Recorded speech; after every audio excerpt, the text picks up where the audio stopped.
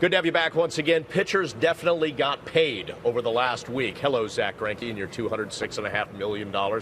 We always try and grade out the winners and losers. I think last year it was the Padres. How'd everybody do with that one? Who's your winner this year? Can I change it from winner to spender? Because if I'm going with the winter beating spenders, we're going with the team that you referenced, Zach Greinke's new team, the Arizona Diamondbacks.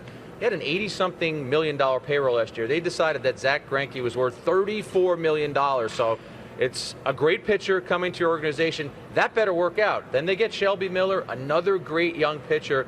But you talk to some people around baseball who say they gave up a very big haul, including last year's #1 draft pick, Swanson. So, again, that better work out. So they now have a better rotation with Greinke and Corbin and Miller. But this plan had better be successful. Yeah, Meredith, they pushed all the chips into the middle of the table. They really did. Wouldn't you love to be a fly on the wall to see exactly how that went down? Because it was literally like they woke up one day and said, all right, that's it. We are going for it right now. And they made that abundantly clear. Another team that looked like they made some huge moves, the Boston Red Sox. You look at Dave Dombrowski. He came in there, said he was going to make some changes, and he was true to his word, getting obviously David Price. That's a huge contract. You're getting an ace of a pitcher that can eat up a lot of innings. First half of that contract will probably look pretty good, but you have to wonder the second half if that's going to come back to bite them. Yeah, and Archie Clapp keeping your fingers crossed that you get something out of Sandoval and Ramirez. That's still hanging over their heads. There's no doubt, but as Meredith said, I mean, Dave Dombrowski was brought in to do something interesting, to do something powerful. He wasn't brought in to continue a rebuilding plan. The Red Sox have finished last 3 out of the last 4 years.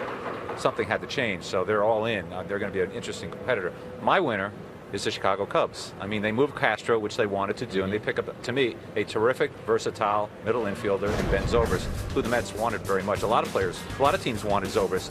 Great hitter, great gap hitter, terrifically, he's gifted defensively, can play in a number of different places, and they pick up Adam Warren. And they've saved some money in the process. Now they may have a little cash left over if they want to go after Hayward. So I don't think they're done. For now, I still consider them a winner. Cubs continue their upward arc within the National League Central. Just really quickly, any losers in this? You know what? I look at the Los Angeles Dodgers. We already talked about Greinke. I really think that the Dodgers had to bring back Greinke, continue to put him at the top with Kershaw, and make that push for a World Series title. You only have so much of Kershaw's youth and vitality left. I'm not saying that you're ready to pass the guy, but you got to take advantage of that. And then the fact that the Aroldis Chapman trade blew up in their face because of the domestic violence or alleged domestic violence issue with the Reds. So I think two things didn't go to the Dodgers' way. They did get Iwakuma, though, which fortifies their rotation a little bit. And I'm not willing to call them losers, but I have to say one of the biggest stings by far had to be the Mets. They thought they were getting Zobrist. They were banking on getting Zobrist. Yes, they went out and got Neil Walker, but that could not have been a fun day finding out you lost Zobrist.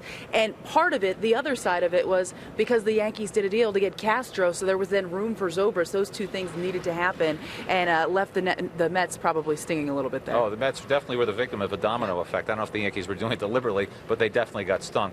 My losing team is actually not a team. It's Aroldis Chapman. I mean, look, he's entitled to due process. We'll find out, whether or not he was innocent or not. But right now, he's got a black mark against him. He loses out on an opportunity to play for a championship team like the Dodgers. Who knows if that deal will ever happen? Who knows if he's going to end up being suspended? Remember, Major League Baseball doesn't necessarily need a conviction or an arrest to take action against him. I have a feeling that he's going to be out of baseball for quite some time.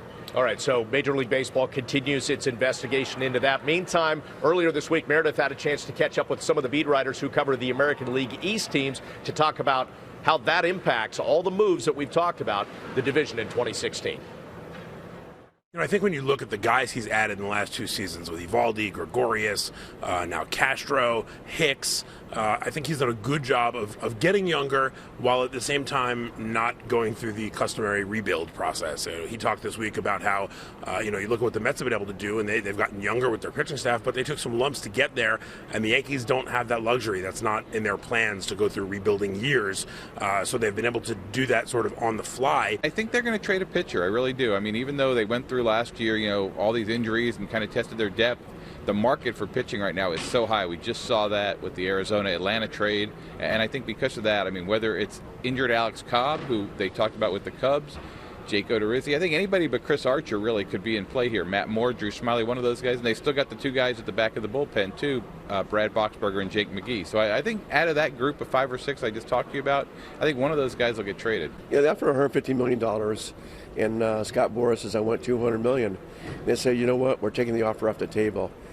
But I don't believe that. I think if Boris comes back tomorrow and says, I'll take it, it's theirs. But I don't believe they're going to go much higher at all. I think that Mark Shapiro and GM Ross Atkins are just getting used to what they have.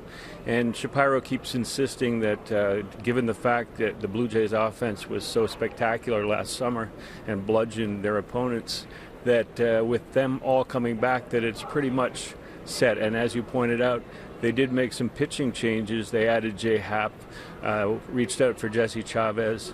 But Marcus Stroman will have a full season, and they believe that what they have is good enough to compete at this point. He said he was going to get Nace, and sure enough, bang, he did it. And he said he was going to get a closer, and he did that. And he's done everything, really. The team still has some flaws, no question about it. The infield defense is horrendous, and they've tried to trade Hanley Ramirez or Pablo Sandoval. They're stuck with those two guys, and those two guys could bring them down in the end. Well, it's a great point. The Red Sox making a big push for pitching by signing Price and trading for Kimbrel. Meantime, the Yankees, they go the route of bringing in Starlin Castro and Aaron Hicks, and as we've said, maybe there are some more moves. Orioles add some power in Mark Trumbo, and then the Blue Jays go the pitching route as well, bringing back Jay Happ and re-signing Marco Estrada.